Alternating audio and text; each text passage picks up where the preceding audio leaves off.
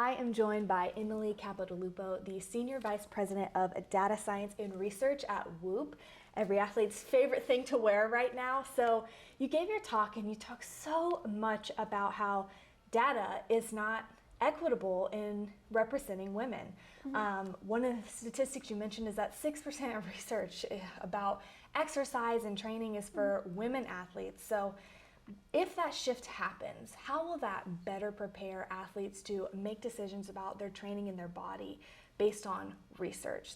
Yeah, so what's going on right now is basically that all research assumes that the prototypical human is an 140 pound, 24-year-old man. And then everybody who's not that is an outlier. And so when females, don't run as fast or don't, swim as far or any of these things, we go, oh yeah, because they're biologically inferior.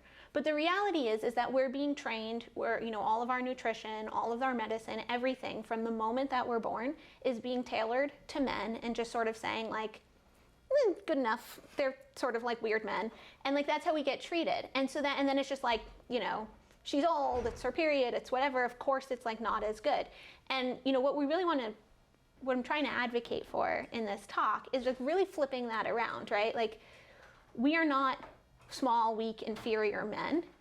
We actually are, different from the moment we're born, different from men. And if you take those things into account in how we train, in how we feed, in how we treat females, then we actually can get them to perform at a totally different, higher level. And we've seen this in the data. This isn't speculative. This isn't like, wouldn't it be cool? Like, females who train according to their menstrual cycle, not just like, plowing through despite it, do better.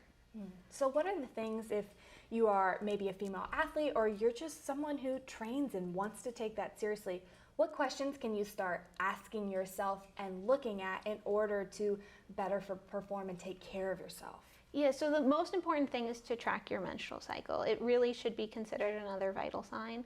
And then you'll start to pay attention to how you're feeling, how you're performing, how you're sleeping, how hunger and thirst changes. We use carbs and fat differently in different phases of our menstrual cycle. We need more salt during the luteal phase. We need a lot more water. We dehydrate really easily.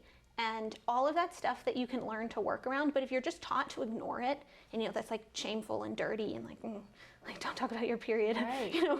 at like workouts or whatever, then you don't realize this, and so you kind of miss paying attention to these patterns. Absolutely. So how can wearables, having a Whoop band, help balance and make up for the research gap by having something that you can wear that you don't notice? It's like you said, there's no wires, it's not bulky, and it can help close that gap between male and female research, especially when it comes to athletics and training.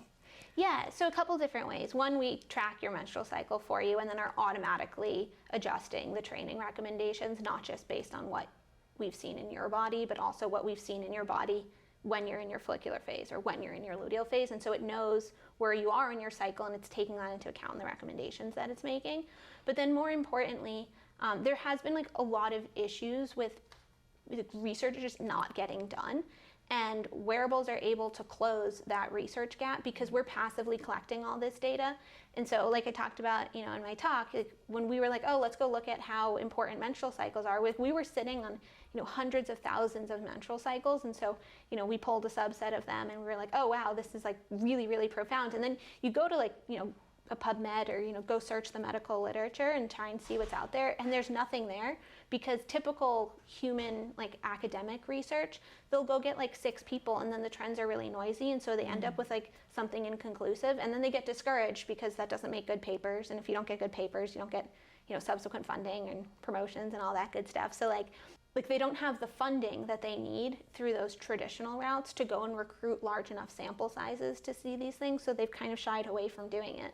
But because we're passively collecting all this data, we can flip it around and use it for research in addition to using it to directly coaching the people wearing it in order to help them better understand their bodies, but then also feed forward to helping academic research better understand female bodies more broadly. That is so fascinating. The fact that it's there's access to it right now to start changing and closing that gap, like you said. So as we celebrate the 50th anniversary of Title IX, what would Title IX for research, what would that change? The main idea is that 6% of athletic performance research is currently focused on females. And this isn't just true in athletics. Like, this discrimination exists everywhere. Males are overrepresented in clinical trials for cancer and diabetes and all these kinds of things. And they're also way more represented in what we're teaching medical students. Men and women typically present for heart attacks differently. And so in medical school, when you're learning how to treat a heart attack, we're taught what a typical men's heart attack looks like. And then it's like this footnote of like, oh, by the way, like, women often present with like nausea and shoulder pain. And as if it's like this weird group, but we're actually more than half of the population, but we're treated like from the very training that like our future doctors are getting as this like weirdo outlier. And if you look at even before the clinical stuff, when we're looking at like stem cell lines that are used for a lot of like cancer research and stuff, disproportionately those were derived from men's cancer. And if you look at the mice that we're using for different drug trials, a lot of times we're using male mice because we don't want to confound the data with menstrual cycles and all this stuff.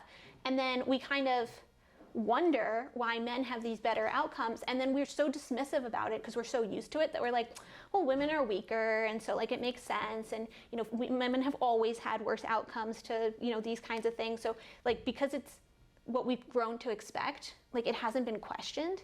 And so we just like keep rolling with it. And I think that, if we, the same way that like, girls wanted to play sports in school from the beginning, and it took Title IX to basically say, like, if you want a guys track team, you need a girls track team, right? You have to put this equal money. And then we saw that as soon as Title IX came in and was like, you have to spend equal money, like we got pretty close to like parity, at least like in schools. Yeah, it's totally exploded. And now we see really cool things like close to half of all marathon participants in the US are female.